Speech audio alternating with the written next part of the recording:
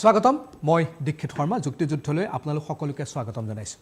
আজি এটা অত্যন্ত গুৰুত্বপূৰ্ণ বিষয়ত আমি কথা পাতিব ওলাইছো আৰু সেই বিষয়টো হৈছে কালিৰ পৰা এটা দৃশ্যাংশ আপোনালোকে দেখা পাই আছে আৰু সেই দৃশ্যাংশটো হৈছে মেঘালয়ত যি ভাৰত বাংলা সীমান্ত আছে তাত কেনে ধৰণৰ এটা পৰিস্থিতিৰ সৃষ্টি হৈছে। বাংলাদেশী এজনক প্ৰথমে গ্ৰহণ কৰা নহল, পিছত গ্ৰহণ কৰা হ'ল, তেওঁক উভতাই পঠিওৱা হ'ল আৰু তাৰ মাজতে জনতাৰ সতৰ্কতা আমি তাত দেখা পালোঁ।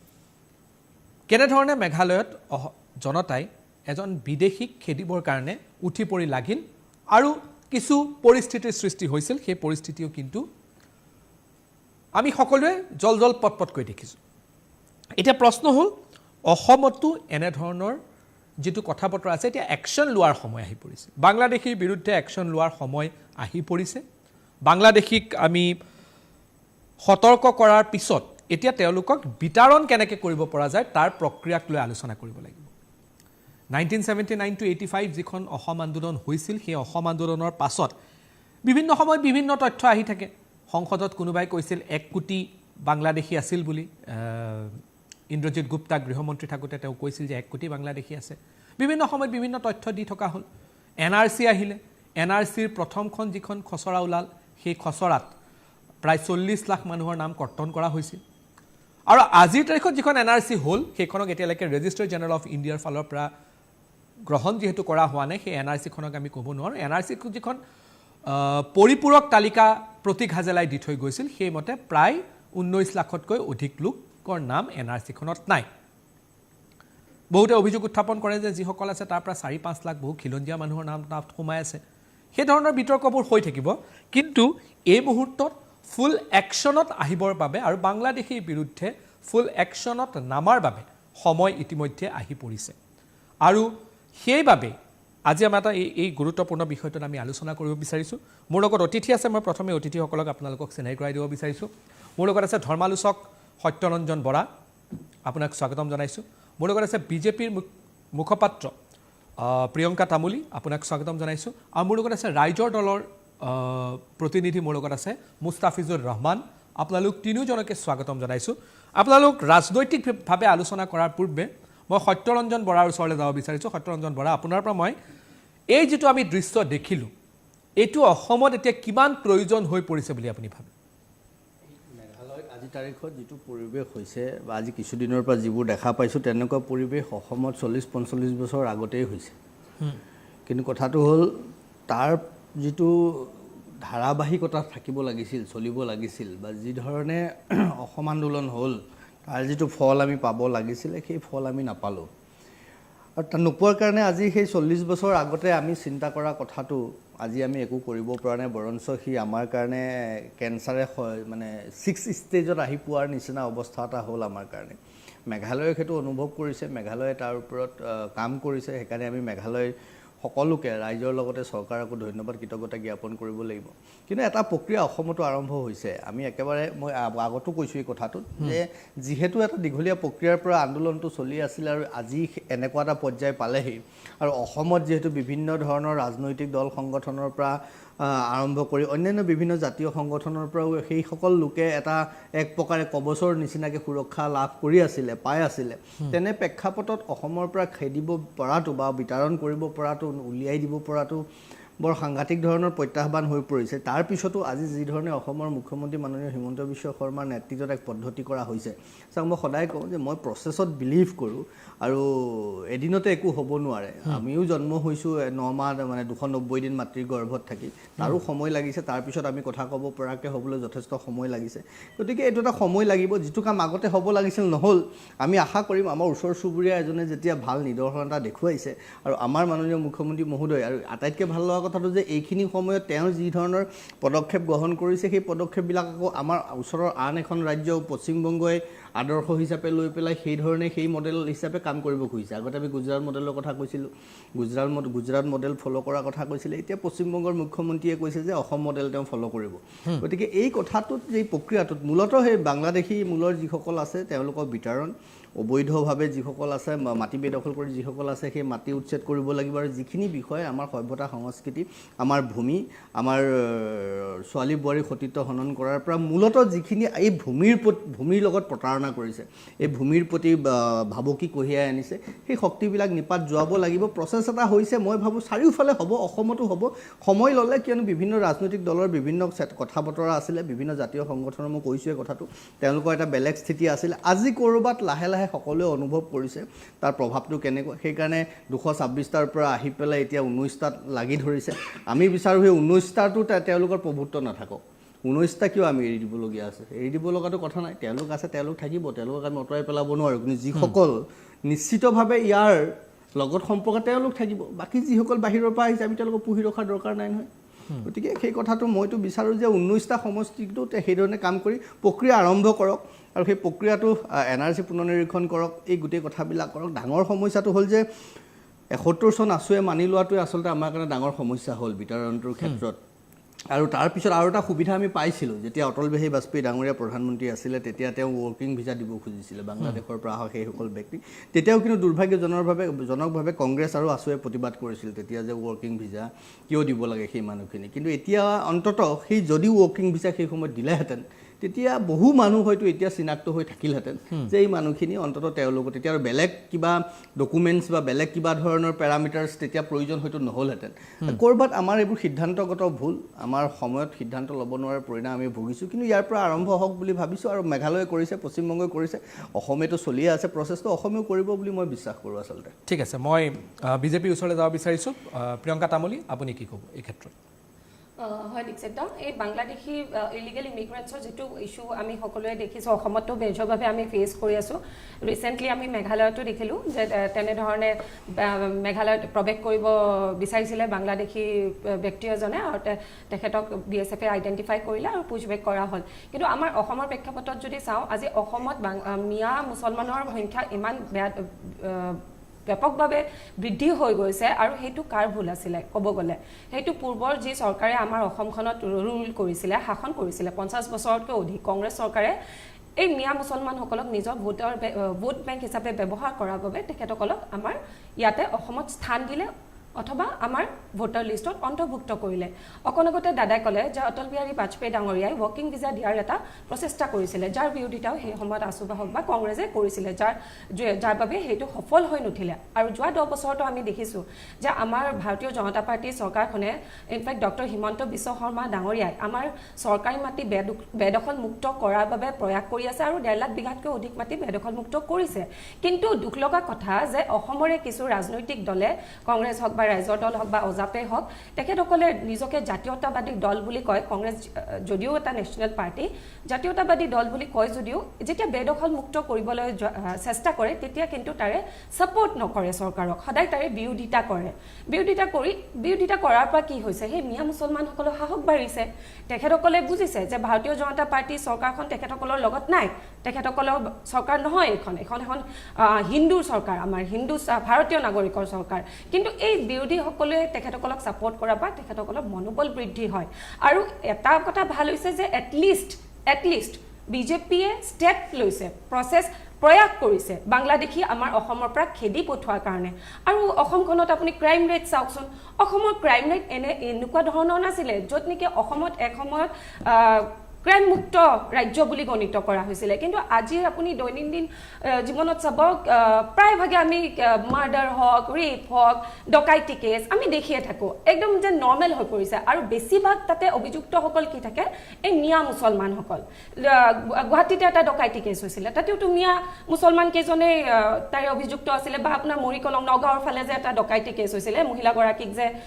মৃত্যু হ'ল সেই কেছটোতো এই মিয়া মুছলমানৰ ব্যক্তি এজনে জড়িত হৈ আছে আৰু লগতে ৰিচেণ্টলি নলবাৰীত সংঘটিত হোৱাটো দুখৰ ঘটনাটো আমাৰ অসমীয়া ল'ৰা এজনক যে মাৰি পেলালে মাধুৰ্য বৰ্মন সেই কেছটোতো চাওক কিন্তু ইমান আৰু সেই দেখি কিনে কি হৈ যায় জানে আমাৰ ছ'চাইটিত এটা হাৰ্ম হয় ছ'চাইটিত এটা হাৰ্ম পৰে কাৰণ যিটো দেখা যায় এইটো এটা নৰ্মেল হিচাপে লোৱা হয় মানুহে ক্ৰাইম ৰেটটো বাঢ়ি যায় তেখেতসকলে চুৰ হওক ডকাইতি হওক ৰেপ হওক একদম সাধাৰণ কৰি পেলাইছে সেইকাৰণে এতিয়া যদি আমি নিজৰ জাতিটো বচাবলৈ আমি যদি এতিয়াও সতৰ্ক নহওঁ বা আমি যদি নিজৰ পথাৰ বজাৰ যদি আমি নবচাওঁ তেতিয়াহ'লে কিন্তু আমাৰ ইয়াতে বেমাৰৰ ৰেটটো বহুত বাঢ়ি যাব আজি বজাৰসমূহ বৰপেটাৰ পৰা অহা ফল চব্জি আপুনি সহজতে কিনিব পাৰে জানো বজাৰলৈ গ'লে নোৱাৰে কাৰণ আমাৰ তাতে তেখেতসকলে যি খেতি কৰে তাতে এনেধৰণৰ পেষ্টিচাইড ইউজ কৰে যোনটো আমাৰ ইমিউনিটিৰ বাবে আমাৰ বডিৰ বাবে একেবাৰে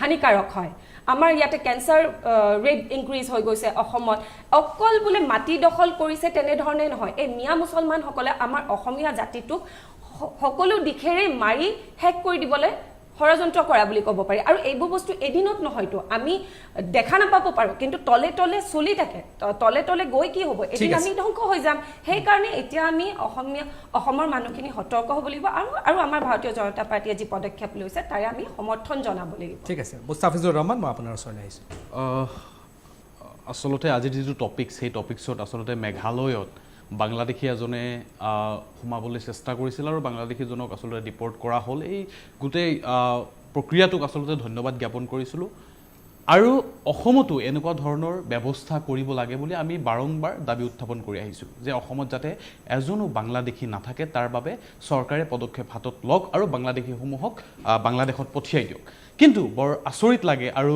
দুখ লাগে তেতিয়া এইমাত্ৰ বিজেপিৰ মুখপাত্ৰ গৰাকী যেনেদৰে আচলতে কথাখিনি লৈ গৈছে এই কথাখিনিত মোৰ অলপ মানে প্ৰশ্ন আছে আৰু দুটামান কথা ক'বলগীয়া আছে বাৰম্বাৰ যিকোনো বিষয় এটা আহিলেই হিন্দু আৰু মুছলমানৰ নামত ভেদাভেদ হিন্দুক একগোট কৰা হ'ব মুছলমানক একগোট কৰা হ'ব একেটা সময়তে মিয়াক টাৰ্গেট কৰি কেৱল যিকোনো সমস্যাই হওক অসমত যিকোনো ধৰণৰ অসুবিধাই হওক কেৱল মিয়াৰ নাম ল'লেই যেন সকলো সমস্যাৰ সমাধান হৈ যায় সকলো ব্যৱস্থাৰে যাতে সমাধান হৈ যায় এনেকুৱা ধৰণৰ প্ৰক্ৰিয়া যে চলাই আছে এই কথাটো দুৰ্ভাগ্যজনক আজিৰ লেটেষ্ট কথাটো কৈছোঁ বিজেপিৰ মুখপাত্ৰগৰাকীয়ে অলপ আগতে ক'লে যে আচলতে যিকোনো ধৰ্ষণ কাণ্ড আপোনাৰ চুৰি কাণ্ড ডকাইতি কাণ্ড বিভিন্ন ধৰণৰ তেনেকুৱা ধৰণৰ অপৰাধমূলক যিসমূহ কাণ্ড থাকে সেইসমূহ আচলতে মিয়াসকলে কৰে আচলতে যিসমূহ মিয়াই কৰে আমি সেই অপৰাধীসমূহক আমি সদায় শাস্তি দিবলৈ আমিও দাবী উত্থাপন কৰোঁ কিন্তু এইটো জানো অপৰাধীক জানো মানে ধৰ্মৰ লগত টাৰ্গেট কৰা বা এটা স্পেচিফিক কমিউনিটিক মিলাই কিনে তেনেকুৱা ধৰণৰ টাৰ্গেট কৰাটো জানো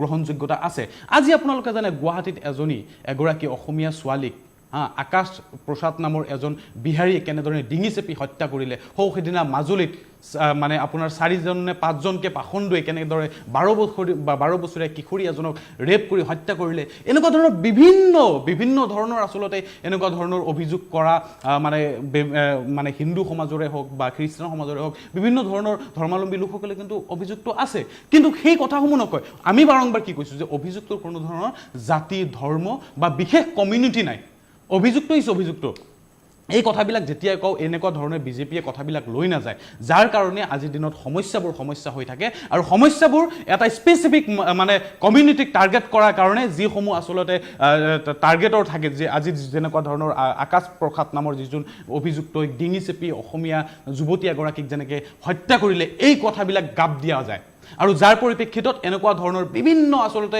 হিন্দু সমাজৰ ভিতৰতো আচলতে অপৰাধমূলক কাণ্ডবিলাক হয় সেই কথাবিলাক গাপ দিয়াৰ কাৰণে আজিৰ দিনত আমি অসমীয়াই আচলতে যিখিনি ন্যায় পাব লাগিছিলে সেই ন্যায়খিনি কিন্তু নাপায় ভিক্টিমে গতিকে এই কথাবিলাক মই আহ্বান জনাম বিজেপিক যে বিজেপিয়ে সদায় অভিযুক্ত বা ক্ৰিমিনেলৰ চকুৰে চাওক আৰু যেতিয়াই ক্ৰিমিনেলৰ চকুৰে চাব তেতিয়াই সমস্যাসমূহ সমাধান হ'ব সেই ক্ৰিমিনেলসমূহ যেতিয়া দৃষ্টান্তমূলক শাস্তিৰ প্ৰদান কৰা হ'ব তেতিয়াই এই ক্ৰাইম ৰেটবিলাক কমি যাব তেনে কৰ্ম নকৰি সদায় এটা কমিউনিটিক মিয়াক বা মুছলমানসকল দেখিলেই যে তাত অভিযুক্তসকলক মানে টাৰ্গেট কৰা হয় এই কথাটো কেতিয়াও গ্ৰহণযোগ্য নহয় ঠিক আছে বিজেপি এটা প্ৰতিক্ৰিয়া দিয়ক তাৰপিছত মই সত্যৰঞ্জন বৰাৰ ওচৰলৈ যাম হয় দীক্ষিতা মই ইতিমধ্যে মোৰ কথাখিনি মাজতেই কৈছিলোঁ দেই চাওক আজি ক্ৰাইম অসমত মই এইটো কোৱা নাই যে সঁচা কথা এইটোত ময়ো সমৰ্থন জনাওঁ যে ক্ৰাইমৰ কোনো ধৰ্ম নাই হয় কিন্তু আমি এইটো চাব লাগিব যে অসমত যিমানখিনি ক্ৰাইম হৈ আছে তাৰে বেছি শতাংশ কোনে কৰি আছে তাৰে 90% of the crimes are committed by the Miya Musalmans only listen to me afterwards আপুনি দিব পাৰিব প্ৰতিক্ৰিয়া চাওক মই প্ৰতিক্ৰিয়া দিয়া নাই মই প্ৰশ্ন কৰিছোঁ যে কেনেকৈ ক'ব পাৰে যে মিয়াৰ মানে এনেকুৱা ধৰণৰ ৰেচিঅ'টো বেছি আছে সুন্দৰভাৱে নিউজ পেপাৰ পঢ়িব ৰাতিপুৱা শুই উঠি মই নিউজ পেপাৰ ধুনীয়াকৈ চাওঁ নিউজ পেপাৰত মই ধুনীয়াকৈ চাওঁ আপুনি যদি ৰাতিপুৱা উঠি নিউজ পেপাৰ ডেইলি পঢ়াৰ অভ্যাস আছে নিশ্চিতভাৱে আপুনি যোনটো প্ৰশ্ন কৰিছে তাৰে উত্তৰটো অট'মেটিকেলি পাব আৰু যিটো হওক এতিয়া চাওক আমাৰ 90% এই ক্ৰাইমসমূহ সদায় মিয়া মুছলমানে কৰি আছে আৰু মই ইতিমধ্যে কৈছোঁ যে এই যে ক্ৰাইম হৈ আছে এইটো এটা ছ'চাইটিত প্ৰভাৱ পেলায় আগতে আমাৰ অসমত ইমানখিনি ক্ৰাইম ৰেট নাছিলে কাৰণ মিয়াৰ সংখ্যা কম আছিলে এতিয়া যিহেতু আমাৰ মাইনৰিটি পাৰ্চেণ্টেজ 40%লে বৃদ্ধি হৈছে এই ক্ৰাইম ৰেটটো দিনক দিনে বাঢ়ি গৈ আছে আৰু সেইটোৱে আমাৰ ছ'চাইটিত এটা বেয়া প্ৰভাৱ পেলাই আছে যাৰ ফলত এনেধৰণৰ কিছু সংখ্যক হয়তো হিন্দু ধৰ্মৰে হওক আৰু হিন্দু মুছলমান হিন্দুৰ কথা কোৱা নাই মই মিয়াৰ কথা কৈ আছোঁ বেছি সংখ্যক ক্ৰাইম কিন্তু মিয়াই কৰে এটা প্ৰভাৱ পেলায় যোনটোৰ আমি বিৰোধিতা কৰি আছোঁ সেইকাৰণে আমি যিহেতু বেমাৰ এটা হ'লে বেমাৰটো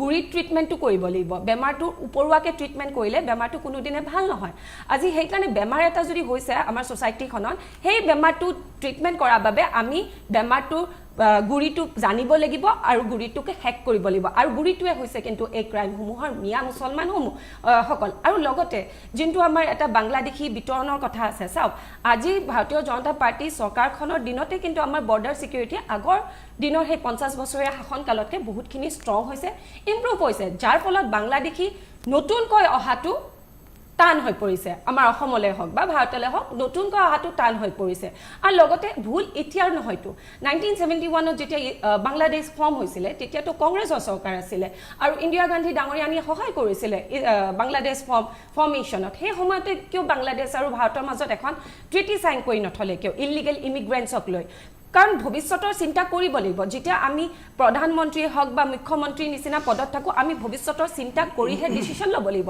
সেই সময়তে যদি এই বিতৰণৰ ট্ৰিটি এখন চাইন কৰি থোৱা হ'ল হয় তেতিয়াহ'লেতো আজি ইমান সমস্যা নহ'ল হয় যিখিনি বাংলাদেশী অসমত আছে সেইখিনি পঠাই দিবলৈ হয় আমি এতিয়া পদক্ষেপ গ্ৰহণ কৰিছোঁ যে নতুন বাংলাদেশী যাতে অসমলৈ আহিব নোৱাৰে আৰু যি UCC বিলখন অনা হৈছে UCC বিলখন অনাৰ জৰিয়তেও আমাৰ পপুলেশ্যন কণ্ট্ৰল কৰাৰ এটা চেষ্টা কৰা হৈছে হিন্দুৱে হওক বা মুছলমানে হওক সকলোকে ধৰি যাতে আমাৰ পপুলেশ্যনটো এটা কণ্ট্ৰল হয় কাৰণ আমাৰ কি হৈছে আমাৰ অসমীয়া সমাজখনে লাহে লাহে কি হৈছে ল'ৰা ছোৱালী জন্ম দিয়া কমাই আহিছে প্ৰেক্টিকেলি যদি আমি চাব যাওঁ আগতে আমাৰ যেতিয়া ককা আইতাৰ দিনৰ কথা চাওঁ আমি সকলোৰে 7-8জনকৈ ল'ৰা ছোৱালী আছিলে কিন্তু আজিৰ দিনত সিঙ্গল চাইল্ড প্ৰেফাৰ কৰা হৈছে ক'বাত দুটা চাইল্ড প্ৰেফাৰ কৰে তথাপিতো সিঙ্গল চাইল্ড কালচাৰটো আহি আছে তেনেধৰণে কি হৈছে আমাৰ পপুলেশ্যন লাহে লাহে বহুখিনি কমি আহি আছে কিন্তু তাৰ পৰৱৰ্তী কি হৈছে বাংলাদেশীসকলে মিয়াসকলে 10টা 15টা 20টাকৈ ল'ৰা ছোৱালী জন্ম দিয়ে আৰু সমাজত এৰি দিয়ে তেনেধৰণেতো আমাৰ জাতিটো এদিন নহয় এদিন শেষ হৈ যাব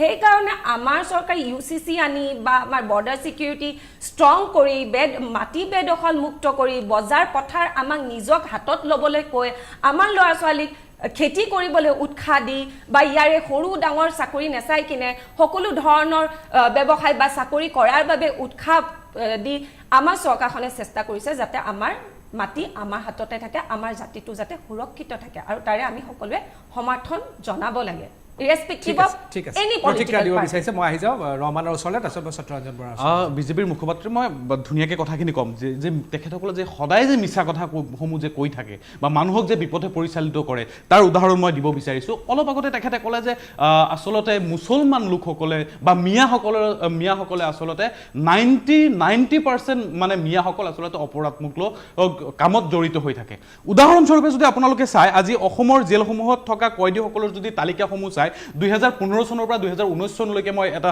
তথ্য দিব বিচাৰিছোঁ যে 2015 চনত হিন্দু সমাজৰ আপোনাৰ কি কয় কয়দী আছিলে 1844 জন একেটা সময়তে মুছলমান আছিলে 1092 জন ঠিক সময়তে শিখ আছিলে 52 জন খ্ৰীষ্টান আছিলে 303 জন মুঠ আছিলে 3388 কোনখন 2015 চনত কোনখন জেলত আপোনাক গোটেই অসম মিলি কৈ আছোঁ গোটেই অসম বেচিছ কৈ আছোঁ আৰু 2019 চনত 7 বাদ দিলোঁ মই আপোনাৰ কি কয় 18 বাদ দিলোঁ 2019ত যদি আহে হিন্দু আছিলে 1729 জন আৰু মুছলমান আছিলে 1226 জন এই যে কথাবিলাক ইয়াততো হিন্দু সমাজৰ ৰেচিঅ' বেছি আছে সেইবুলিতো আমি হিন্দু সমাজকতো তেনেকৈ কোৱা নাই কথাটো তেনেকুৱা ধৰণৰ নহয় ইয়াত 1200 যে মুছলমান কয়দী আছে এই সকলো অভিযুক্ত ইয়াত থকা 1700 জন হিন্দু অভিযুক্ত আমি যেতিয়ালৈকে এনেধৰণে কথাবিলাক লৈ নাযাম তেতিয়ালৈকে সমস্যা হৈ থাকিব সদায় যে বিজেপিয়ে এনেকুৱা ধৰণৰ তাৰ পাছত এটা ইম্প্ৰেছন যে সমাজৰ আগত যে ল'ব বিচাৰে এই কথাবিলাক কৰিছে হিনিয়াছ ক্ৰাইম যিটো আছে সেইটো ডাটা আপোনাৰ তাত আছে নেকি কোনটো কেটেগৰীত কোন মানে কেনেকুৱা ধৰণৰ অপৰাধৰ লগত জড়িত থকা আপুনি যেটো ডাটা দিলে 1700-1800 যেটো দিলে সেইটোত মুছলমান সমাজৰ কোনবিলাক গোচৰৰ লগত বেছি জড়িত আৰু হিন্দু সমাজ কোনটো মই এজন অধিবক্তা হিচাপে মই আপোনাৰ কথাটো কৈছোঁ মই এজন অধিবক্তা হিচাপে এই যে কোৰ্টত যিসমূহ কেছ পাওঁ কেৱল কিন্তু মুছলমানসকলৰ কেছ নাপাওঁ না মই সেইটো হিন্দুসকলৰ কেছ পাওঁ যদি মুছলমান এজনে যদি পক্সো কেছত আছে ঠিক একেটা সময়তে হিন্দু এজন ল'ৰাও কিন্তু পক্সো কেছত আছে NDPS কেছ পাওঁ NDPS পক্সো তাৰ পিছত আপোনাৰ এনেকুৱা ধৰণৰ মাৰ্ডাৰ হয় মুছলমান সমাজৰ এটা ডিস্পিউট বহুত বেছি এইটো ল্যান্ড ডিস্পিউট মাটি বাৰীৰ যিটো সমস্যা মাটি বাৰীক লৈ যিটো কাজিয়া এই কাজিয়াটো মুছলমান সমাজৰ বহুত বেছি এইটো তুলনামূলকভাৱে অসমীয়া মানে আপোনাৰ হিন্দু সমাজতকে মুছলমানসকলৰ বেছি কিন্তু বাকি যেটো ক্ৰিমিনাল সেক্টৰ যায় সেইটো সিভিল সেক্টৰ মাটি বাৰী সংক্ৰান্তীয় গোচৰটো সিভিল সেছ তাতো জেল নহয় এটা যদি জেলত গৈছে সেইটো ক্ৰাইম হ'ব সেইটো অপৰাধ হ'ব মানে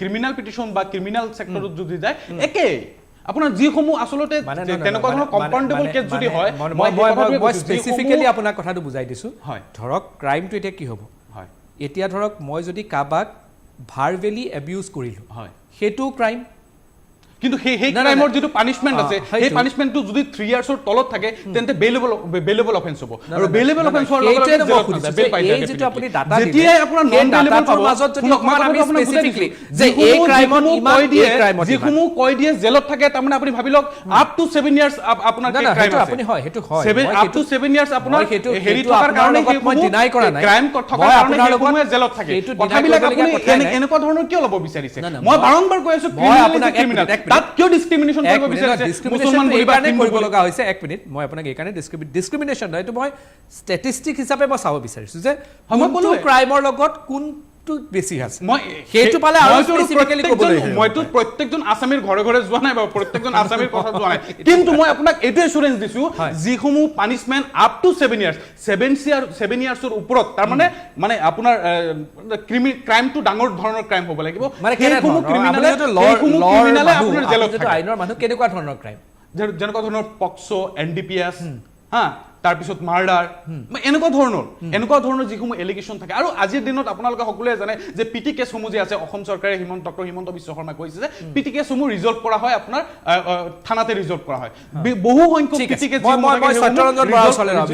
ৰিজল্ভ কৰা হয় কথাবিলাক এনেকুৱা ধৰণে আমি ল'ব লাগিব কৈ আছে 7 বছৰৰ কথাটো হয় নাই 2015 চনত যিখিনি কৈদিৰ সংখ্যা তেখেতে দিছে সেই একেখিনি কৈদিয়ে আছিলে নেকি 2019 নে কিমান চনত দিলে তেতিয়া হলে আপুনি যে কৈ আছে যে 7 ইয়াৰ্স ক্ৰাইম কৰা মানুহজন জেল খাইছে বা তেখেতে আছে 2015 চনত থকা কৈদি বহুতেটো বেল পাই গৈছে তেখেতকল ওলাই গৈছে সমাজত ঘূৰি আছে সো 2019 ৰ যোনটো আপুনি সংজ্ঞা দিছে এটো নহয় যে 2015 ৰ খিনিয়ে কন্টিনিউ কৰি আছে আপুনি ঠিক আছে আমাক এটা ডাটা দিছে মানিছো কিন্তু ডাটাত আপুনি স্পেসিফিক্যালি ক'ব লাগিব যে মাৰ্ডাৰ কেছত ইমানখিনি অভিযুক্ত আছে ৰেপ কেছত ইমানখিনি অভিযুক্ত আছে আপুনি যে ভুৱা প্ৰচাৰটো কৰিছে হে ভুৱা প্ৰচাৰৰ প্ৰশ্ন উত্তৰটো মই দিছো আপোনালোকে বাৰংবাৰ যে এনেকুৱা ধৰণৰ মিছা কথা যে অসমৰ ৰাইজক বুজায় তাৰ উত্তৰটো মই আপোনাক দিছো চিঞৰিলে সঁচা কথা মিছা হৈ নাযায়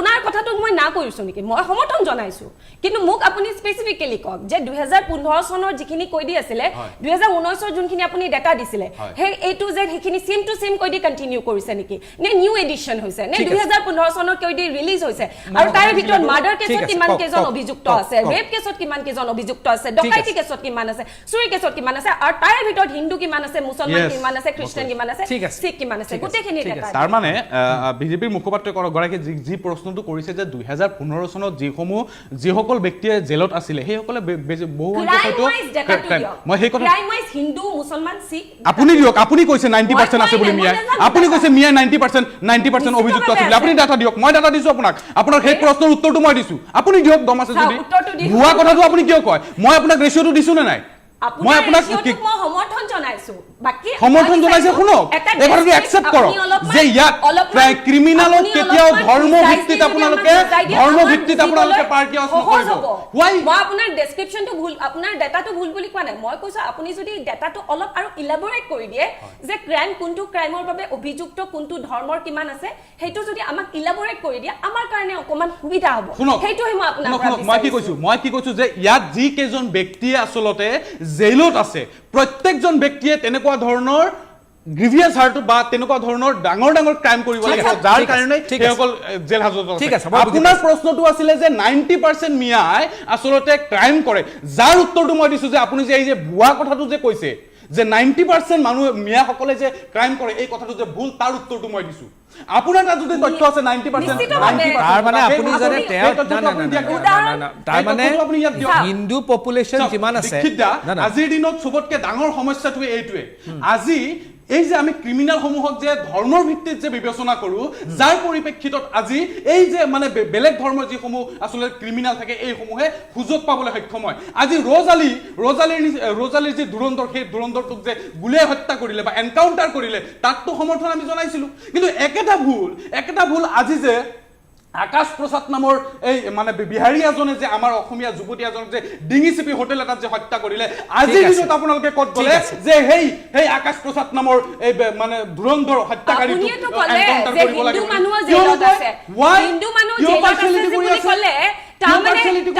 হিন্দু মানুহক ক্ৰাইম কৰিলে তেখেতসকলে জেইল খাবলগীয়া হয়, তেখেতসকলৰ এগেইনষ্টত পানিছমেণ্ট হয়, সেইটো কাৰণে তেখেতসকল জেইলত আছে। হিন্দু মানুহৰ যে সংজ্ঞাটো দিলে, আজি যাৰ প্ৰসাদ নামৰ হওক বা যাৰে নাম নহওক ক্ৰাইম কৰিলে পানিছমেণ্ট পাবই, কিন্তু ক্ৰাইমৰ সংজ্ঞাটো কোনে বেছি কৰে সেইটোহে মই কৈছো। এই কথাটো একচেপ্ট কৰিছে, অনাগত দিনত আপোনালোকে এনেকুৱা ধৰণৰ ভুৱা প্ৰচাৰ নকৰিব যে ক্ৰিমিনেল মানেই যে মিয়া। এই চিঞৰি গ'লে সত্যটো মিছা হৈ নাযায়। সত্য কথাই কৈছো, অসমীয়া ৰাইজে চাই আছে। ঠিক আছে, হ'ব মই সত্যৰঞ্জন বৰাৰ ওচৰলৈ গৈছোঁ। চাওক, মুস্তাফিজুৰ ৰহমানে যিটো তথ্য বিচাৰিছে, তেওঁ ৰাইজৰ দলৰ বোধহয় উপসভাপতি নে কাৰ্যকৰী ৰাছেল হুছেইন কিবা দায়িত্বত আছে ৰাইজৰ দলৰ ৰাছেল হুছেইন ডাঙৰীয়াৰ দেউতাক হাইদৰ হুছেইন অসমৰ জ্যেষ্ঠ সাংবাদিক। তেখেতে খুব ধুনীয়াকৈ লিখি থৈ দিছে আৰু প্ৰতিদিনৰ আৰ্কাইভত বিচাৰিলে পাব যে তেওঁৱে লিখি থোৱা কথা যে অসমৰ জেইলসমূহত গ'লে তেওঁ এগৰাকী মুছলমান হিচাপে লজ্জিত হয়, আৰু কিয়নো তাত 90ৰ পৰা 95% মুছলমান মানে অপৰাধী মুছলমান। তেওঁ সেই কথাটো একদম স্পষ্টকৈ লিখি থৈ দিছে হাইদৰ হুছেইন ডাঙৰীয়াই। গতিকে মই ভাবোঁ মুস্তাফিজুৰে হাইদৰ হুছেইন ডাঙৰীয়াই লিখি থোৱা লেখাটো পঢ়িলে তাৰ গোটেই কথাখিনি পাব। এটা কথা নিশ্চিত যে অপৰাধ এতিয়া মাত্ৰা বাঢ়িছে, সকলো শ্ৰেণীৰ মাজতে অপৰাধটো বাঢ়িছে। কাৰণটো কি, মই যিটো ভাবোঁ, যিহেতু আমাৰ ৱে অফ থিংকিংটো অকণমান সুকীয়া, সেইকাৰণে মই কি অনুভৱ কৰোঁ। চাওক, এটা উদাহৰণ যদি লওঁ, আপোনাৰ ওচৰত এটা গ্লাছত আপুনি যদি গৰম পানী লয় আৰু এটা গ্লাছত আপুনি ঠাণ্ডা পানী লওক, মই এটা এক্সাম্পল ক'ব খুজিছোঁ। এতিয়া যিটোত আপুনি গৰম পানী আছিল তাত আপুনি ঠাণ্ডা পানী যদি ঢালি দিয়ে, তেতিয়াহ'লে সেই গৰম পানীৰ কি হ'ব, টেম্পাৰেচাৰটো কমিব। আৰু যিটোত আপুনি ঠাণ্ডা পানী লৈছিলে তাত যদি গৰম পানী ঢালে, তেতিয়া সেই ঠাণ্ডা পানীখিনি টেম্পাৰেচাৰ কি হ'ব, বাঢ়িব। তাৰমানে আপোনাৰ ওচৰৰ সমাজখনত, আপোনাৰ ওচৰৰ গাঁওখনত কি হৈছে তাৰ প্ৰভাৱটো ইখন গাঁৱলৈ বিয়পি যোৱাটো স্বাভাৱিক। আৰু দুৰ্গন্ধ সদায় বহু আঁতৰৰ পৰাই পায়। ক'ৰবাত যদি গৰু ছাগলী কুকুৰ এটা মৰি পৰি আছে, গোন্ধটো আপুনি বহুত আগৰ পৰাই পাব। কিন্তু মই যদি ভাল ডিঅ' এটা লগাওঁ বা প্ৰিয়ংকাই যদি ধুনীয়া ডিঅ' এটা লগাই আহিছে, আপুনি ওচৰদি গ'লেহে গম পাব যে তেওঁ ভাল ডিঅ' এটা লগাই আহিছে, সেইটো কিন্তু সেই আঁতৰত থাকিলে গম নাপায়। মানে কথাটো এনেকুৱা, যিবোৰ বেয়া বস্তুৰ প্ৰতি, দূষিত কথাবোৰৰ প্ৰতি মানুহৰ আগ্ৰহ তাহানিৰ পৰাই আছিল, আজিৰ পৰাই আছে। গতিকে এই যিটো সমাজলৈ যিটো অপৰাধৰো ৰূপান্তৰণ ঘটিছে, যেনেকৈ শক্তিৰ ৰূপান্তৰণ ঘটে, গৰম পানী ঠাণ্ডা হয়, ঠাণ্ডা পানী গৰম হয়, ইটো আনটোৰ সংস্পৰ্শলৈ আহিলে, এইটো এটা স্পণ্টেনিয়াছ প্ৰচেছ। মই বাৰে বাৰে কৈছোঁ, এই প্ৰচেছটো হৈছে, এই প্ৰচেছবিলাক হ'ব, কিন্তু এইবিলাক আমি বন্ধ কৰিব লাগিব। আৰু আটাইতকৈ ডাঙৰ কথাটো হ'ল, চাওক, 100 জনৰ ভিতৰত যদি 30 জনে কৰিছে আৰু 40 জনৰ ভিতৰত যদি 20 জনে কৰিছে, তেতিয়াহ'লে পাৰ্চেণ্টেজটো এনেই বাঢ়ি যাব নহয়। 100 জনৰ ভিতৰত আপুনি দেখিব ইয়াতো 20 হৈছে, ইয়াতো সংখ্যা 30, কাৰণ ইফালেতো 100 জন আছে। 100 জনত 30 মানে 30%। এতিয়া 40 জনত যদি 20 জনো হয়, আপুনি 30-20ৰ খেলটো চালে নহ'ব নহয়। ইয়াত 30%, ইয়াত আহি গ'ল আপোনাৰ 50%। গতিকে এই গোটেই কথাবিলাক আমি সংখ্যা বেছি কৈ থাকিলে আমাৰ মানুহ কনফিউজ হৈ যায়, আমি নিজেও কনফিউজ হৈ যাওঁ, কাৰণ সংখ্যাবিলাক তেনেকুৱাই।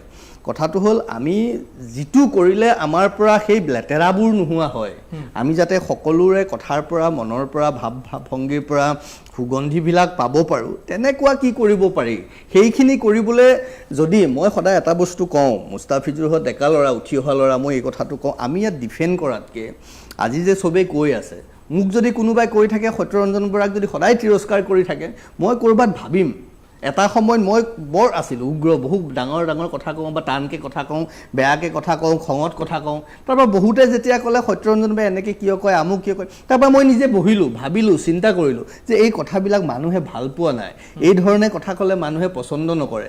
গতিকে তেতিয়া নিজৰ পৰিৱৰ্তনটো কৰিব লাগিব। আজি বাৰে বাৰে সকলোৱে চাৰিওফালৰ পৰা যদি তেওঁলোকক গালি পাৰিছে, তিৰস্কাৰ কৰিছে, অৱমাননা কৰিছে, অৱহেলা কৰিছে, তেতিয়া মই ভাবোঁ এই পাৰি থকা মানুহখিনিক মানে ডিফেন্স কৰি থকাতকৈ তেওঁলোকেহে, এতিয়া ৱৰ্ল্ড কাপ চলিব, আজিৰ পৰা বোধহয় ৱৰ্ল্ড কাপ আৰম্ভ হ'ব, ফিফা ফুটবলৰ। আপুনি ডিফেন্সে কৰি থাকিবনে সদায়? তো গ'লটো কেতিয়া দিব? গ'ল দিবলৈ হ'লে আপুনি ডিফেন্স এৰি ফ্ৰণ্ট ফুটত যাব লাগিব। আৰু ফ্ৰণ্ট ফুটত কেতিয়া যাব? যেতিয়া আপুনি কনফিডেন্স হ'ব যে মই এতিয়া ডিফেন্সটো এৰি দিব পাৰোঁ, নাই তেতিয়া আপুনি ওলাই যাব আগলৈ। যদি চব বাদ দি যে আমি ডিফেন্সে কৰিম, তেতিয়াহ'লে আপোনাৰ হেঁচা মাৰি ধৰিব চব ফালৰ পৰা আহি। এইটোৱে হৈছে। গতিকে মই ভাবোঁ তেওঁলোকে বুজক, আত্মবিশ্লেষণ কৰাৰ সাংঘাতিক ধৰণৰ স্কোপ হৈছে, সময় হৈছে, প্ৰয়োজন আছে। নহ'লে এনেকেই অৱমাননা কৰি থাকিব, এনেকৈ অৱহেলিত হৈ থাকিব, এনেকেই তিৰস্কাৰ কৰি থাকিব আৰু ডিফেন্স দি দি দি দি এটা সময়ত ভাঙি চুৰমাৰ হৈ যাব আৰু তেওঁলোক চিহ্নিত হৈ যাব যে আটাইতকৈ অৱহেলিত, অপমানিত, তিৰস্কাৰ পাব পৰা মানুহ সেইখিনিয়েই, তেওঁলোকৰ পৰিচয়টোৱেই তেনেকুৱা হৈ যাব, যিটো এক প্ৰকাৰে হৈছে। তাৰ কাৰণে দুখ তেতিয়া সত্যৰঞ্জন বৰা, দীক্ষিত শৰ্মা, প্ৰিয়ংকা তামুলী বা অইন কাৰোবাক দি থাকিলে নহ'ব। সেই দুখটো তেওঁলোকে দায়িত্ব ল'ব লাগিব। এতিয়া তেওঁলোকৰ দায়িত্ব বাঢ়িছে। যদি হাইদৰ হুছেইনৰ দৰে এগৰাকী যোগ্য মুছলমান, তেওঁ এগৰাকী শুদ্ধ অসমীয়া বুলি কৈছোঁ মই, তেওঁ স্পষ্টকৈ যদি গ্ৰহণ কৰি তাৰ সমাধান বিচাৰিব পাৰে, মুস্তাফিজুৰে কিয় নোৱাৰে? নে আজিজুৰ ৰহমানে কিয় নোৱাৰে? আমচুৰ নেতাকেইজনে কিয় নোৱাৰে? কিয় পৰা নাই? কিয় ভাবিব পৰা নাই? তে ভাবক তেওঁলোকে। মই সেই কথাটো ক'ম, বিজেপিয়ে সুবিধা পাইছে, কৈছে, তেওঁলোকে সেই সুবিধাটো কিয় দিছে? গ'ল দিবলৈ আৰম্ভ কৰক। আজি খেলৰ উদ্বোধনী আছে নহয়, আজি চাওক কাৰ কাৰ আছে, অৱশ্যে মই চোৱা নাই। মই মুস্তাফিজৰ দৰে সকলোকে আজি খেলখন চাওক আৰু গ'লটো দিবলৈ কি কৰিব লাগিব, মানে তেতিয়াহে জিকিব। নহ'লে এই ডিফেন্সত থাকি ভাঙি চুৰমাৰ হৈ যাব। গতিকে তেওঁলোকে সেইটো দিছে, মানে ৱে অফ মানে ডিৰেকশ্যন যিটো থাকিব, ৱে অফ থিংকিং, তাত তেওঁলোকে যাওক। তেতিয়া আৰু ইয়াত আহি ডিফেন্স কৰি থাকিব নালাগে বুলি মই নাপাওঁ। তেতিয়া সমাজখনো ভাল হ'ব, আমিও ভালকৈ থাকিব পাৰিম। নিশ্চয়। সত্যৰঞ্জন বৰা ডাঙৰে যিখিনি কথা কৈছে, এই কথাখিনিত ময়ো এগ্ৰী কৰোঁ ডেফিনেটলি। মই কেতিয়াও মানে ডিফেন্স দিব বিচৰা নাই বা ডিফেন্স দিব যোৱাও নাই। কিন্তু মই কথাটো সেইকাৰণে কৈছোঁ যে যদি ক্ৰিমিনেল এজন আছে, সেইজন লাগিলে মুছলমানে হওক বা হিন্দুৱে হওক, ক্ৰিমিনেলক আমি ক্ৰিমিনেলৰ চকুত চাওঁ। আমি কেতিয়াও সেই এজন দুজন ব্যক্তি ভুলৰ কাৰণে গোটেই কমিউনিটিটোক যে আমি যে ভুল বুলি মানে অভিহিত কৰিম, এই কথাটো ভুল। মই সেই কথাটো কৈছোঁ। মই কেতিয়াও কোৱা নাই যে মুছলমানে অপৰাধ কৰিছে আৰু সেই অপৰাধটোক মই ডিফেন্স দিব ইয়াত বহিছোঁ। মই কেতিয়াও ডিফেন্স দিয়া নাই। যোনজন মুছলমানে অপৰাধ কৰিছে তাৰ শাস্তি হোৱাটো মই বিচাৰিছোঁ, মই নিজে বিচাৰিছোঁ বা গোটেই মুছলমান সমাজে বিচাৰিছে। গতিকে ইয়াত ডিফেন্সৰ কথাই নাহে। আৰু এটা কথা হয়, যদি আপোনাৰ কি কয় মুছলমানসকলে যিসমূহ আচলতে অপৰাধ কৰিছে, সেই অপৰাধৰ পৰা পৰিত্ৰাণ পাবলৈ হ'লে বিভিন্ন ধৰণৰ এৱাৰনেছৰ প্ৰগ্ৰাম আছে। মই মুছলমান সমাজৰ প্ৰত্যেকজন ব্যক্তিক আহ্বান জনাম যে আপোনালোকে সজাগ হওক। এইটোৱে আমাৰ সময়। যেতিয়ালৈকে মুছলমান সমাজে এইসমূহ ভুলৰ পৰা আচলতে আঁতৰি নাহিব বা এই মানে ওচৰৰ ঘৰৰ এজন ল'ৰাই যদি ভুল কৰে, নিজৰ ল'ৰা বুলি নাভাবি, নহয় মই সেই কথাটো বাৰম্বাৰ কৈছোঁ। মই কথাটো প্ৰিয়ংকা তামুলীয়ে, বিজেপিৰ মুখপাত্ৰগৰাকীয়ে যেনেদৰে কথাবিলাক লৈ গৈছিলে, সেই লাইনৰ এগেইনষ্টত মই কথাটো কৈছিলোঁ। আৰু সেই লাইনটো যে ভুল, সেই কথাটো মই কৈছিলোঁ। এতিয়া মই কি কৈছোঁ যে আজি বেলেগৰ এজন ল'ৰাই ভুল কৰিছে বা মোৰ ল'ৰা তাত নাই বুলিয়ে যে সেই ল'ৰাটো শাসন নকৰিম, এই ভুলবিলাক আমি যেতিয়ালৈকে আচলতে নকৰিম বা মুছলমান সমাজে যেতিয়ালৈকে নকৰিব, তেতিয়ালৈকে আচলতে এনেকুৱা ধৰণৰ ভুল হৈয়ে থাকিব।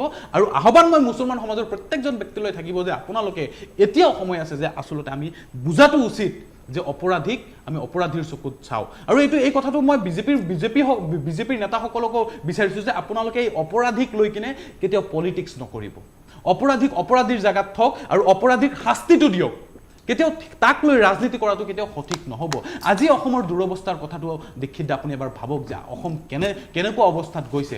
অসমৰ আজি দুৰৱস্থা কেনেকুৱা যে এইখন অসমতে আজি বহিৰাগতই অসমীয়া গো বেক দিবলৈ কিন্তু সাহস পাইছে। ক'ত সাহস পালে? কেনেকৈ অসমীয়া যুৱকসকলক মাৰিবলৈ সক্ষম হৈছে? আজি অসমৰ বা গুৱাহাটীৰে মই উদাহৰণ যদি দিছোঁ, আজি গুৱাহাটীৰ ফেঞ্চি বজাৰতে যাওক, গণেশগুৰিতে যাওক, বা এই পাইকাৰী ছিষ্টেম যিটো আছে, সেই পাইকাৰী ছিষ্টেমটো বণিক গোষ্ঠীৰ হাতত গৈছে, বহিৰাগতৰ হাতত গৈছে। আজি অসমীয়া থলুৱা খিলঞ্জীয়া ভূমিপুত্ৰৰ হাতত কিন্তু তেনেকুৱা ধৰণৰ ব্যৱসায় কিন্তু আজিৰ দিনত হাতত নাই। আজি আপুনি হস্পিটেলত যাওক, এজন ডক্টৰ পাব, সেই ডক্টৰজন কিন্তু বিহাৰী বা তেনেকুৱা ধৰণৰ হিন্দীভাষী আচলতে ব্যক্তি। সেই ডক্টৰৰ ওচৰত আচলতে আমাৰ খিলঞ্জীয়া থলুৱা মুছলমান বা হিন্দু মানুহ মানে ব্যক্তিসকলে কিন্তু তাত গৈ কনচালটেণ্ট কৰিব নোৱাৰে, তাত গৈ কথা ক'ব নোৱাৰে, ভালকে বুজাব নোৱাৰে, কাৰণ তাত গৈ হিন্দী ক'ব লাগে। দুৰ্ভাগ্যৰ বিষয় এইটো যে অসমীয়াত তেখেতে কথাবিলাক বুজি নাপায়, যাৰ পৰিপ্ৰেক্ষিতত আজিৰ দিনত অসমৰ যিবোৰ থাকিব। ফেঞ্চি বজাৰত যাওক, এটা কাপোৰৰ দোকানতো যাওক, মই কথাখিনি লেট মি কমপ্লিট, তাৰপিছত ক'ব যিখিনি কথা ক'লে যে উকিল দেখোন ঢেৰ মুছলমান, এতিয়া সেইটো কি হ'ব? কোৰ্টবোৰত গ'লে গোটেই উকিলে মানে নহয়, 90% শুনক, মই কথাটো সেইটো কৈছোঁ, কি হ'ব? মই কথাটো কমপ্লিট কৰিছোঁ। মই একদম এতিয়া মই ঠিক কথাটো আছে, কমপ্লিট কওক, কৰিছোঁ। কওক। মই কথাটো কমপ্লিট কৰিছোঁ। এই যে আজিৰ দিনত বা এই হিন্দীভাষীসকলে যিসমূহ আমাৰ অসমখনক লুটপাট কৰি আছে, তেখেতসকলৰ ব্যৱসায় বাণিজ্য ইয়াত কৰি আছো, কিন্তু দালানসমূহ গাঠিছে, বিল্ডিংসমূহ গাঠিছে, টকাসমূহ কিন্তু সেই বিহাৰ বা ইউপিতে লৈ গৈ আছে। আজিৰ দিনত মিয়াক যে ইমান তুচ্ছ তাচ্ছিল্য কৰা হয়, এই মিয়াই এইখন অসমতে নিজকে অসমীয়া বুলি পৰিচয় দিয়ে, মাতৃভাষা অসমীয়া বুলি কয়, আৰু কেৱল সেইটোৱে নহয়, এই মিয়াই কি কৰে, ইয়াতে খাটি খাই ইয়াৰ টকা ইয়াতে ৰাখে, অসমখনতে ৰাখে, কিন্তু দুৰ্ভাগ্যৰ বিষয় মিয়াক কেৱল টাৰ্গেট কৰা হয়। একেটা সময়ত এই বিহাৰী বা আপোনাৰ ইউপিভাষী হিন্দীভাষীসমূহে ইয়াৰ পৰা ব্যৱসায় কৰি পইচাসমূহ ঘটি লৈ গৈ কিন্তু সেই ইউপি বিহাৰত লৈ যায়। তেতিয়া কিন্তু আমাৰ ক'বলগীয়া একো নাথাকে, অসমখনক এনেকুৱা ধৰণে লৈ গৈ আছে। কিন্তু দুৰ্ভাগ্যৰ বিষয়, কিয় আমি এনেকুৱা ধৰণে ভাবো? কিয় অসমৰ মানে কথা মই চিন্তা এটা চৰ্চা কথা মই নকৰোঁ? বুজি নাপালো, মুস্তাফিজুৰে কি ক'ব বিচাৰিছে? মুস্তাফিজুৰে এইটো ক'ব বিচাৰিছে যে বাংলাদেশৰ পৰা মিয়াবোৰ আহি থাকক। নহয়, মই ডেফিনেট কিয় কোৱা নাই, যদি মিয়াসকল যদি বাংলাদেশী, দেন বাংলাদেশীসমূহক চিনাক্ত কৰাৰ দায়িত্ব কেন্দ্ৰ চৰকাৰ আৰু ৰাজ্য চৰকাৰৰ, আৰু চিনাক্ত কৰি বাংলাদেশত পঠিওৱাৰ দায়িত্ব কথা। মই প্ৰথমতে কৈছোঁ, মিয়াসকল আহে, আপুনি কি ক'ব বিচাৰিছে নেকি মিয়া মানে বাংলাদেশী? আপুনি কি ক'ব বিচাৰিছে নেকি মিয়া মানে বাংলাদেশী? হেৰি আমি আপুনি কি ক'ব অসমীয়া বিচাৰিছে নেকি মিয়া মানে বাংলাদেশী? নহয়, নহয়। মই ক'ব বিচাৰিছোঁ, How can you say that? মই ক'ব বিচাৰিছোঁ যে আপুনি তেখেতসকল ৰেকৰ্ড ভাৰতীয় দিয়ক, নহয়, আপুনি মোৰ লগত বলক, তেওঁলোকক ভাৰতীয় নহয় বুলি মই ধুবুৰীত ক'ব বলক, বিচাৰিছোঁ। হয়, মই ক'ব আপুনি ওলাই দিয়ক, বাংলাদেশী যদি কিয় অসমত আছে আপুনি এতিয়ালৈকে? উলিয়াওক। কিয় অসমত আছে? অসমত কিয় আছে এতিয়ালৈকে? ৰ'ব, আপুনি যিটো লৰ মানুহ হয়, মই আপোনাক কৈ আছোঁ, এতিয়া IMDT চলি থকা নাই ইয়াত। IMDTত আছিল, আপুনি যে মোক ক'লে যে আপুনি উলিয়াই দিয়ক তেওঁলোক বুলি, এইটো মোৰ দায়িত্ব নহয়। IMDT যিখন মহিবুৰ ৰহমানে বনাইছিলে, তেওঁ সেইখনত ক্লজ আছিলে যে if someone is accused as a non Indian citizen, then যোনে সেই অভিযোগটো আনে, সেই অভিযোগে সেই অভিযোগকাৰীয়ে প্ৰমাণ কৰিব লাগিব। কিন্তু আপোনাৰ জ্ঞাতাৰ্থে জনাওঁ যে 2005 চনৰ 5 জুনত দেশৰ সৰ্বোচ্চ ন্যায়ালয়ে এইটো কথা কৈ থৈছে যে এখন নাল এণ্ড ভইড বুলি কৈছে, আৰু ultra virus to the constitution of India বুলি কৈ সেইখন আঁতৰাই দিছে। এই ইণ্ডিয়ান ফৰেনাৰ্ছ এক্ট আছে 1946, তাত যাৰ বিৰুদ্ধে অভিযোগ আহে তেওঁ প্ৰমাণ দিব লাগিব যে তেওঁ ভাৰতীয় নাগৰিক হয় নে নহয়। গতিকে মোৰ দায়িত্ব নহয় Definitely. প্ৰমাণ কৰা। Yes, মই সেইটোৱে কৈছোঁ। সেই গতিকে মই সেই লাইনতে কওঁ, যাওঁ। আপুনি যিটো সেই মোক লাইনতে প্ৰশ্ন- যাওঁ। আপুনি যিটো আজি মোক প্ৰশ্ন- 69,000 আপুনি মোক যিটো আজি প্ৰশ্ন কৰিছে, 69,000 আপুনি বাংলাদেশী মোক যিটো declare প্ৰশ্ন হৈছে কৰিছে, foreigner এক মিনিট, বুলি। মুস্তাফিজুৰ, দীক্ষিত দা, মুস্তাফিজুৰ, এক 69,000 মিনিট, বাংলাদেশী এক declare মিনিট, হৈছে মুস্তাফিজুৰ, বাংলাদেশী মই ক'ব বুলি। বিচাৰিছোঁ, বাংলাদেশত পঠিওৱাৰ মই দায়িত্ব আপোনাক ক'ব বিচাৰিছোঁ মুস্তাফিজুৰ, আপুনি যদি মোক প্ৰশ্ন সুধিছে মিয়াবোৰক লৈ মোৰ সন্দেহ আছে নেকি, হয় মোৰ আছে, আৰু মই সন্দেহ কৰোঁ। এলিগেশ্যন মোৰ লগাওক, তেওঁলোকৰ ওপৰত বাংলাদেশী ডিক্লেয়াৰ কৰক, বাংলাদেশত পঠিয়াই দিয়ক। সন্দেহ আছে। এলিগেশ্যন লগাওক, বাংলাদেশী ডিক্লেয়াৰ কৰক আৰু বাংলাদেশত পঠিয়াই দিয়ক, আমি সহযোগ কৰিম। এলিগেশ্যন গৈ থাকিব ন্যায়ালয়ৰ ভিতৰত। আমি সহযোগ কৰিম। কিন্তু আপোনালোকে যি ধৰণে ইয়াত আহি যিসমূহ পেলাই, declared আপুনি বাংলাদেশী, যিখিনি already has been declared as a Bangladeshi, then they should go to the Bangladesh. Definitely যাব লাগে তেওঁলোক, আৰু তেওঁলোক এতিয়ালৈকে যোৱা নাই কিয়? Why? তেওঁলোক যিমান পাৰে সিমান সোনকালে উলিয়াব লাগে। মই ৰাজ্য চৰকাৰক অনুৰোধ জনাম যে এই বাংলাদেশী বিতৰণৰ ক্ষেত্ৰত বেছি পলম নকৰিব, পাৰিলে কাইলৈ পৰা আৰম্ভ কৰক, Yes. যিমান পাৰে সিমান সোনকালে খেদি We are also agree with you. মই আৰু এটা কৈছোঁ, তেওঁ যে কৈছে যে মিয়া মানে বাংলাদেশী নেকি, মইতো আৰু অকণমান আগলৈ গৈ পেলাই ক'ব খোজোঁ, ভাৰতীয় সংবিধানৰ তেওঁ আইনৰ ছাত্ৰ, ভাৰতীয় সংবিধান অনুচ্ছেদ 51 কে এত খুব স্পষ্টকৈ লিখা আছে যে ভাৰতীয় নাগৰিক হ'লে অধিকাৰটো আমি লওঁৱেই, দায়িত্ব কিছুমানো আমাৰ থাকে, আৰু যদি আপুনি সেই দায়িত্ব পালন নকৰে, তাৰমানে আপোনাৰ যদি মাতৃৰ প্ৰতি দায়িত্ব পালন নকৰে, পিতৃৰ প্ৰতি দায়িত্ব পালন নকৰে, সন্তানৰ প্ৰতি দায়িত্ব পালন নকৰে, তাৰমানে আপুনি তাৰ লগত কোনো সম্পৰ্ক নাই, আপুনি সেইটো পৰিয়ালৰ বা সেই সমাজৰ নহয়, আপুনি বাহিৰৰ। স্পষ্ট কথা, কিন্তু চিম্পুল কথা। ভাৰতৰ সংবিধানত কৈছে যে ৰাষ্ট্ৰীয় সংগীতৰ প্ৰতি, ৰাষ্ট্ৰীয় অনুষ্ঠানবিলাকৰ প্ৰতি সন্মান প্ৰদৰ্শন কৰা প্ৰত্যেকজন ভাৰতীয় নাগৰিকৰ মৌলিক দায়িত্ব, আৰু যিজনে নকৰে তেওঁ ভাৰতীয় নাগৰিক কেনেকৈ হ'ব? এতিয়া ৰাষ্ট্ৰীয় সংগীতটোক গাবলৈ কোনে দিগদাৰ পায়? ৰাষ্ট্ৰীয় অনুষ্ঠানক অৱমাননা কোনে কৰে? বন্দে মাতৰম বুলি ক'বলৈ কাৰ অসুবিধা হয়? যিসকলৰ অসুবিধা হয় তেওঁ ভাৰতীয় হ'বই নোৱাৰে, কোনো কাৰণত হ'বই নোৱাৰে, কাৰণ তেওঁলোকে ভাৰতীয় সংবিধান নামানে, ভাৰতীয় সংবিধানত লিখা থকা ভাৰতীয় দায়িত্ব পালন নকৰে। 1 নম্বৰ। আকৌ সেই তাতে যদি চাই, তাতে লিখা আছে হাবি জংঘল বন এইবোৰৰ প্ৰতি সংৰক্ষণ কৰা, সন্মান প্ৰদৰ্শন কৰা, সেইটো ভাৰতীয় নাগৰিকৰ দায়িত্ব। অসমৰ চৰ অঞ্চলবিলাক কোনে নষ্ট কৰিলে? অসমৰ বনাঞ্চলবিলাক কোনে নষ্ট কৰিলে? কিন্তু ইয়াত এটা কথা আমি জানিব লাগিব যে যিসকল জনগোষ্ঠীয় লোক, তেওঁলোকে কিন্তু বন জংঘলত বসবাস কৰাৰ অধিকাৰ আছে। সেইটোত আমি আৰু কেতিয়াবা দেখোঁ কোনোবাই কয় যে তাত থকা আমুকক উচ্ছেদ নকৰিলে, তামুকক উচ্ছেদ নকৰিলে, ইয়াৰ ভূমিপুত্ৰ তেওঁলোকক উচ্ছেদ কৰিব নোৱাৰে, তেওঁলোকৰ বনত থকা অধিকাৰ আছে। এটা ঠিক, তেওঁলোকে তাত পাৰ্মানেণ্ট কংক্ৰিটৰ ষ্ট্ৰাকচাৰ বনাব নোৱাৰে, বাট তেওঁলোক তাত থাকিব পাৰে, তেওঁলোকক আমি উঠাই পঠাব নোৱাৰোঁ। আকৌ শেষৰ ফালে যদি চাই তাত আৰু এটা কথা আছে যে সংস্কাৰমুখী সমাজ, বৈজ্ঞানিক দৃষ্টিভংগীৰে আমি সংস্কাৰমুখী হ'ব লাগিব, সেইটো ভাৰতীয় নাগৰিকৰ মৌলিক দায়িত্ব। এতিয়া দেখোন UCC আনিলে বিৰোধ কৰিব আৰম্ভ কৰি দিছে, জনসংখ্যা নিয়ন্ত্ৰণৰ কথা ক'লে বিৰোধ কৰি দিয়ে। য'ত আপোনাৰ 4জন মানুহ 40জন মানুহৰ কাৰণে যিটো মাটি, তাত যদি 4000 হয়, তাত কাটা মৰা নহয়, অপৰাধ নহয়, হ'ব কি? সেই কথাটো ক'লে যদি কোনোবাই কয় নহয় এইটো মোৰ আমুক বিষয়, এইটো মোক আপুনি বন্ধ কৰিব নোৱাৰে, জনসংখ্যা নিয়ন্ত্ৰণ মই কৰিব নোৱাৰোঁ, এইটো আমুকৰ পৰা সিদ্ধান্ত, তেতিয়াহ'লে আপুনি ভাৰতৰ নাগৰিক কেনেকৈ হ'ল? গতিকে কথা যদি কৈছে মই আপোনাক এটা প্ৰশ্ন কৰিছো, ডক্টৰ ডাঙৰীয়া, UCC মানে ইউনিফৰ্ম চিভিল কোড, UCC মানে uniform civil code in the sense তাৰমানে গোটেই অসমৰে প্ৰত্যেকজন ব্যক্তিৰ ওপৰত লাঘৱ হ'ব লাগিব। হ'ব কিয় নহ'ল? হ'ব কিয় নহ'ল? ওপৰত হোৱা নাই, কিয় কৰা হ'ল? আপোনালোকে আপত্তি কিয় কৰিছে? আপত্তি কৰা নাই, আপত্তি কৰা নাই। কিয় পাৰ্বত্য অঞ্চলৰ ট্ৰাইবেলসকলক এক্সক্লুড কৰা হ'ল? এক্সক্লুড কৰিবই। মই বাৰম্বাৰ কৈছোঁ, আগত যিটো ক'লোঁ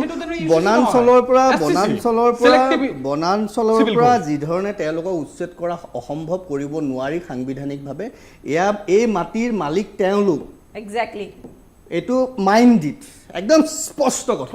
দে are the owner of this land, you are not the owner of this land. You are not the owner of this land. You are not the owner of this land. You are not the owner of this land. Even I also may not be the owner of this land. How can you say that I am not owner of this land? No. You Why? cannot. Why? You cannot. শুনো, এইবোৰ Why?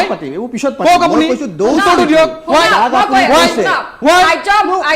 Bharat স্বাধীনৰ আগত মোৰ দেউতাৰ আজীৱকাৰ মাটি ভূমিপুত্ৰ কলিতা ব্ৰাহ্মণ সকলোখিনি আহিছিলে কন্নড় ভাৰত স্বাধীনৰ পূৰ্ব লেণ্ড ডকুমেণ্টেশ্যন আপুনি মোক কৈ আছে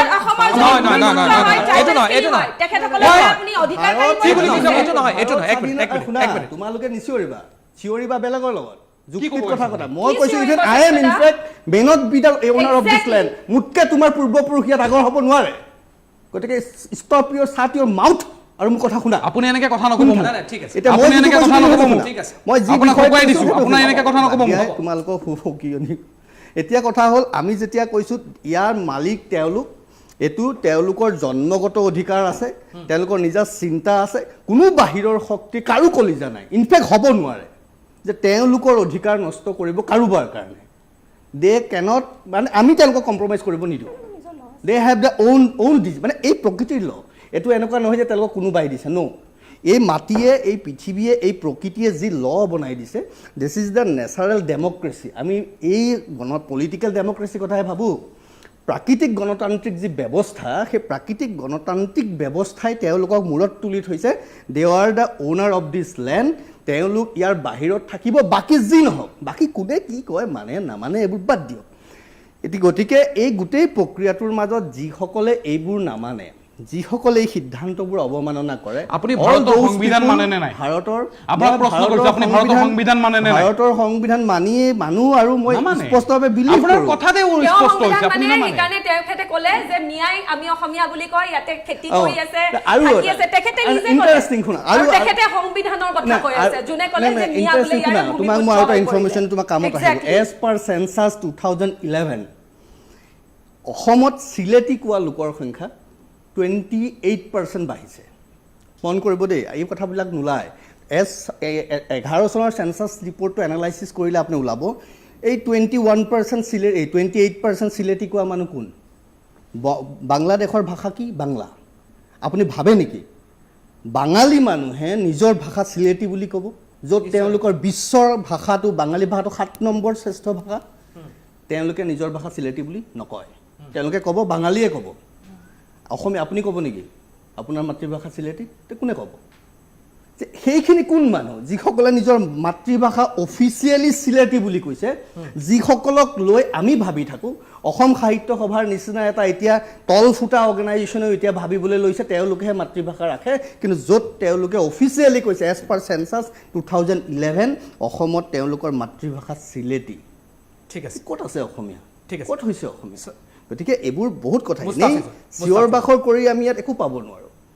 কিছুমান আমি সেই প্ৰকৃতিক সন্মান কৰিব লাগিব। ইয়াৰ যিটো মানে ডিফল্ট ডিজাইন, ডিফল্ট ডিজাইন আমি চেঞ্জ কৰিব চেষ্টা কৰিছোঁ সেইকাৰণেই কোৱা হৈছে যে কোনোবাই এই যে বিহাৰীয়ে ইয়াৰ পৰা গৈ তাত গৈছে তাত ঘৰ বনাইছে তাত আছে তাৰ মানে এইটো স্পষ্ট তেওঁলোকে ইয়াৰ ডিফল্ট ডিজাইনটো চেঞ্জ কৰিব খোজা নাই কিন্তু যিসকলে ইয়াতে সোমাই আছে বোলে আমি ইয়াতে সোমাই আছোঁ তাৰমানে তোমালোকে ডিফল্ট ডিজাইনটো চেঞ্জ কৰিব খুজিছা সেইকাৰণে তোমালোকক জাতি জনগোষ্ঠীসকলক তোমালোকৰ বুকুত লাগে তোমালোকে তেওঁলোকক কিয় দিলোঁ বুলি প্ৰশ্ন কৰা এইলোকে নাই কৰা সমস্যাটো তাত তেওঁলোক গুচি যাব হয়তো কাইলৈ বেলেগত ঘৰ আছে তোমালোক কিয় নোযোৱা তোমালোকো কৈ দিয়া না যাওঁগৈ বুলি ঠিক আছে মুস্তাফিজুৰ ক্লোজিং ৰিমাৰ্ক চাওক আজিৰ দিনত এইটোৱে ডাঙৰ সমস্যা যে এই যে ইমান যে ডাঙৰ ডাঙৰ লেকচাৰ মাৰি আছে ডাঙৰ ডাঙৰ কথাবিলাক যে কৈ আছে এই কথাৰ সমূহৰ যুক্তিসংগত কিমান দূৰ সেইখিনি কথা আচলতে অসমীয়া ৰাইজে বুজি পাব বা এই কথাখিনি এনালাইজ কৰিব আজি তেখেতে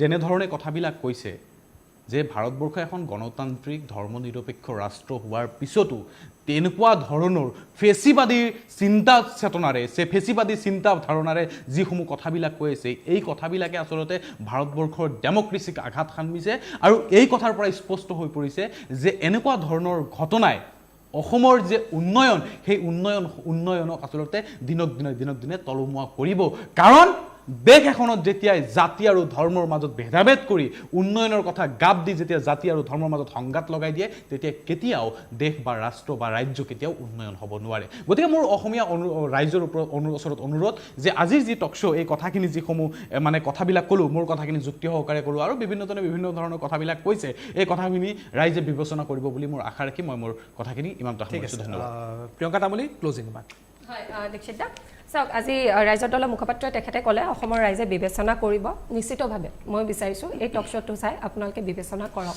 যে আমাৰ জাতিৰ প্ৰতি কোনে কষ্ট কৰি আছে কোনে বচাব চেষ্টা কৰি আছে বিবেচনা কৰক সময় আহি পৰিছে আৰু লগতে যি অলপ আগতে তেখেতে বহিৰাগত টপিকটো আনিছিলে 2 লাইনমান মই ক'ব বিচাৰিছোঁ যে আমাৰ ব্যৱসায় ক্ষুদ্ৰ ব্যৱসায়সমূহ বহিৰাগতই কৰিছে সেইটোৱেতো আমি কৈ আছোঁ যে আমাৰ ল'ৰা ছোৱালী আমাৰ খিলঞ্জীয়া অসমীয়া ল'ৰা ছোৱালীও সৰু ডাঙৰ চাব নালাগিব আমি সকলো ব্যৱসায় কৰিব লাগিব খেতি কৰিব লাগিব ছানা যিকোনো দোকান হওক সৰু ডাঙৰ যিকোনো ব্যৱসায় আমি কৰিব লাগিব যাতে বেলেগ বহিৰাগতই ইয়াতে সেই ব্যৱসায়সমূহ গ্ৰাস কৰিব নোৱাৰে আৰু লগতে কিন্তু মই এইখিনিও ক'ব খুজিছোঁ যে বহিৰাগত কৈ আছে কিন্তু সকলোবোৰ কিন্তু ভাৰতীয় হয় তেখেতে যাৰ কাৰণে ষ্টেণ্ড লৈছে যে ইয়াতে যে কৈছে যে মিয়া ইয়াতে খেতি কৰি খাইছে মাটিত থাকিছে আমি অসমীয়া বুলি কয় সেই কোৱাৰ পৰা কিন্তু মিয়াখিনি ভাৰতীয় হৈ নপৰে মিয়াখিনি বাংলাদেশী তেখেতসকল বাংলাদেশী হয় জন্ম লৈছে আৰু বাংলাদেশীয়ে হয় সদায় কাৰণে কিন্তু আমি ভাৰতীয়ৰ মাজতে যিটো এটা বিভাজন সৃষ্টি কৰি এই মিয়া টপিকৰ পৰা যিটো আমাৰ লাভ জিহাদ চলি আছে যিটো লেণ্ড জিহাদ চলি আছে যিটো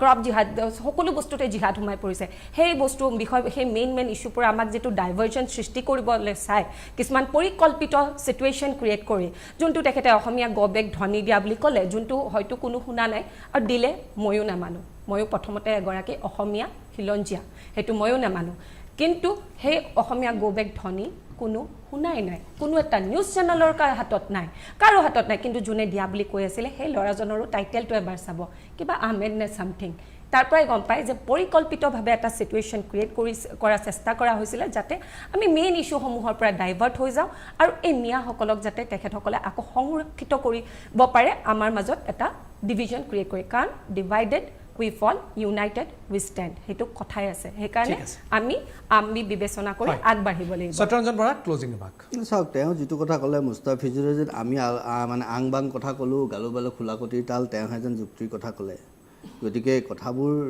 সেই তেওঁ সদায় যেতিয়া ভাবে যে ময়ে শুদ্ধ পৃথিৱীখনত বাকী চব মূৰ্খ বহি আছে বাকী চব অশুদ্ধ বহি আছে সেই ধাৰণাটো যিজনে কৰে তেওঁৱে আটাইতকৈ মানে সেই ধৰণৰ সেইটো পৰ্যায়ৰ মানুহ যিজনে ভাবে ময়ে শুদ্ধ ৰাৱণৰ যিটো কেৰেক্টাৰ তেনেকুৱা এতিয়া কথা হ'ল আমি ইয়াৰ পৰা ক'লৈ যাম ইয়াৰ পৰা আমি সেই চিন্তাটো কৰিম সেই তালেহে যাম যিসকলে আমাৰ ডিফল্ট ডিজাইন নষ্ট কৰিব খুজিছে মই আকৌ কৈছোঁ শব্দটো ডিফল্ট ডিজাইন নেচাৰেল ডেমক্ৰেচিৰ যিটো মান্যতা আছে যিটো বিউটি আছে সেইটো কোনে নষ্ট কৰিব খুজিছে ডেম'গ্ৰাফিক চেঞ্জ কালচাৰেল চেঞ্জ আপোনাৰ মানসিকতাৰ চেঞ্জ সৃষ্টিৰ চেঞ্জ কৃষ্টিৰ চেঞ্জ সকলোতে কোনে কৰিব খুজিছে কিয় কৰিব খুজিছে যিসকলে কৰিব খুজিছে সেয়া মুস্তাফিজুৰে হওক সেয়া প্ৰিয়ংকা তামুলীয়ে হওক সেয়া সত্যৰঞ্জন বৰাই হওক সেয়া দীক্ষিত শৰ্মাই হওক হুএভাৰ মে বি যিজনেই এই ডিফল্ট ডিজাইন চেঞ্জ কৰিবলৈ চেষ্টা কৰিছে যিটো বৃহত্তৰ সনাতন সত্তা যিটো প্ৰকৃতিয়ে দিছে সেইটো আমি কৰা নাই মই কৈছোঁ আজি মই লিখিছোঁ এইবোৰ নপঢ়ে তেওঁলোকে আচলতে যে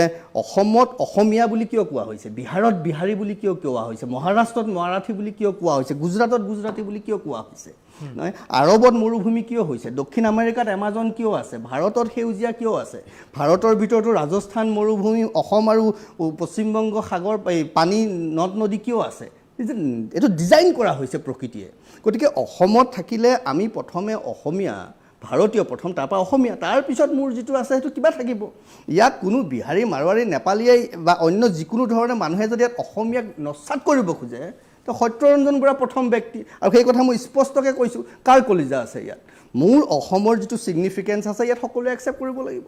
মই যদি বিহাৰত যাওঁ তেতিয়াহ'লে বিহাৰৰ যিটো ছিগনিফিকেঞ্চ মই সেইটো একচেপ্ট কৰিব লাগিব, মূৰত তুলিব লাগিব। মই যদি মহাৰাষ্ট্ৰত থাকোঁ, মাৰাঠীসকলৰ যিটো ছিগনিফিকেঞ্চ, মহাৰাষ্ট্ৰৰ ভূমিৰ যিটো ছিগনিফিকেঞ্চ, মই তাক ৰেচপেক্ট কৰিব লাগিব, সন্মান কৰিব লাগিব। গতিকে এই কথাবোৰ, আৰু এইটোৱেই হিন্দুত্ববাদ আচলতে, আৰু এয়াই সনাতন দৰ্শন যে সকলোকে লৈ মোৰ শৰীৰটো সনাতন। ইয়াত চকু নাক কাণ এই কেৰা আঙুলিটোও যদি আপোনাৰ সৰু অকণমান কাটি যায় আপোনাৰ সমগ্ৰ শৰীৰটো বিকলাংগ হৈ যাব। আমি সেইটো বুজা নাই। আমি সেই কেৰা আঙুলিত লাগিছোঁ, মধ্যমা আঙুলিত লাগিছোঁ, বুঢ়া আঙুলিত লাগিছোঁ, আমি ভাবিছোঁ এইটো থাকিলে হৈ যাব, কাৰণ ভাবিছোঁ চকু এটা থাকিলে হৈ গ'ল, কিন্তু আমি সমগ্ৰ শৰীৰটোৰ কথা কৈছোঁ। বিহাৰী মাৰোৱাৰীসকল বহিৰাগত আৰু মিয়াসকল বাংলাদেশৰ পৰা অহাখিনি তেওঁলোক অসমীয়া। আকৌ য'ত চিলেটি 28% মানে আপুনি কি ক'লে মই ধৰিব নোৱাৰিলোঁ, কিন্তু আপোনাৰো জন্ম অসমতে আৰু আপুনিও এজন ভাৰতীয়। আপুনি এনেধৰণে ক'লে যেন ভাৰতখনৰ পৰা অসমখন এখন পৃথক আৰু বাংলাদেশৰ লগত অসমৰ খুব মিতিৰালি আছে। যেনেকৈ আপুনি মাৰোৱাৰীজন ভাৰতীয়, আপুনিও ভাৰতীয়, যেনেকৈ বিহাৰীজন ভাৰতীয়, আপুনিও ভাৰতীয়, পৰিচয় চবৰে একে ভাৰতীয়। আৰু যেতিয়া মিয়াসকল আহিব তেওঁলোক বাংলাদেশী, আৰু আপোনাৰ প্ৰসংগ আহিলে আপুনি ভাৰতীয়। এইটোৱে পাৰ্থক্য আছে। গতিকে মই এটা কথাই ক'ম, মই কাকো ব্লেম কৰি ক'বলৈ যোৱা নাই। মই এটা কথাটোৱে ক'ম, ধৰেনে জনম কেৱে, আপোনাৰ মনত আছে চাগে সদক প্ৰেম কবিতাটো, মই এটা কথাই ক'ম, আৰু এই কবিতাৰ মাধ্যমেৰে মই শেষ কৰোঁ। আৰু যোৱা এক মাহমানত মই 3 বাৰমান ক'লোঁ, আকৌ এবাৰ কৈছোঁ, সেই কবিতাৰ মাধ্যমেৰে শেষ কৰিম। ধৰেনে জনম কেৱে এই মৰতত, শিলাময় কৰি তাৰ হিয়া, এইয়ে মোৰ জন্মভূমি বুলি মনে মনে এবাৰো কোৱা নাইকিয়া। আনৰ দেশৰ পৰা উলটি আহোঁতে ফুৰি চাকি ঘৰ মোৱা হৈ, জ্বলা নাই হিয়া যাৰ স্বদেশ প্ৰেমেৰে, আছেনে কোনোবা এনে আছে যদি এনে কোনো এনেকাত চিত, চিনি থবা তাক ভালকৈ, তাৰ বাবে গায়কৰ উৎসাহ উঠলি নুঠে তাৰ গুণ গাবলৈ। থাকক থাকিলে তাৰ ডাঙৰ সন্মান, জগতত ফটা ফুটা নাম, থাকক থাকিলে তাৰ বিভূতি বৈভৱ, তাৰ নাই ঢুকি পোৱা মান। কিন্তু তেনে স্বাৰ্থপৰ দুৰ্ভগীয়া, নাপায় খ্যাতি জনমত, দুগুণ মৰণভোগী ধূলিৰ মানুহ মিলি যাব ধূলিৰ লগত। তাৰ বাবে কেৱে নুতুকে চকুলো, কেৱে তাক নকৰে সন্মান, কবিয়ে কবিতা ৰচি নকৰে কেতিয়াও তাৰ গুণগান। নৱকান্ত বৰুৱাদেৱৰ এইটো অনুবাদ কবিতা, ইংৰাজীৰ পেট্ৰটিজিমৰ অসমীয়া অনুবাদ কৰিছিল তেখেতে স্বদেশ প্ৰেম বুলি। আৰু এই কবিতাৰ মাধ্যমেৰে মই আজি অনুষ্ঠান শেষ কৰিব বিচাৰিছোঁ, আৰু মোৰ 3জন অতিথিক ধন্যবাদ জনাব বিচাৰিছোঁ, মুস্তাফিজুৰ ৰহমান, প্ৰিয়ংকা তামুলী আৰু আমাৰ সত্যৰঞ্জন বৰা। আপোনালোক 3জনকে ধন্যবাদ জনাইছোঁ, আৰু যুক্তিযুদ্ধৰ পৰা মই বিদায় লৈছোঁ। ধন্যবাদ, নমস্কাৰ।